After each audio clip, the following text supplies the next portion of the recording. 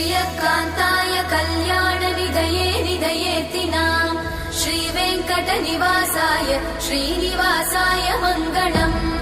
Lakshmi सविभ्रमालोक सुभ्रूविभ्रमचक्षुषे